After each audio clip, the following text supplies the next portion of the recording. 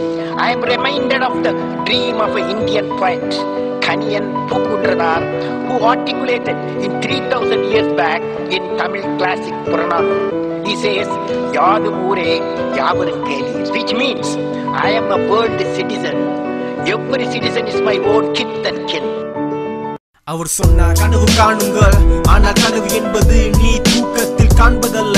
உன்னை தூங்க விடாமல் உந்தன் தூக்கத்தை கலைக்குதோ, அதுவே லட்சியத்தின் கனவு. புரிந்து கொள்ளு, எளிமையான வாழ்க்கை, மக்களோடு மக்களாக வாழ்ந்தவர், நல்ல சிந்தனையை உலகிற்கு சொன்னவர், இளைஞர் மனதிலே முதலிடம் படைத்தவர், உண்மையான மனிதர். விதைத்தவன் உறங்கினாலும் விதை உறங்காது, உன் சேவை என்ன முடியவில்லை, மீண்டும் தொடரும். இளைய சமுதாயம் உந்தன் கனவினை நிலை நாட்டும், நாளைய சமுதாயம் உந்தன் பெயர் சொல்லட்டும்.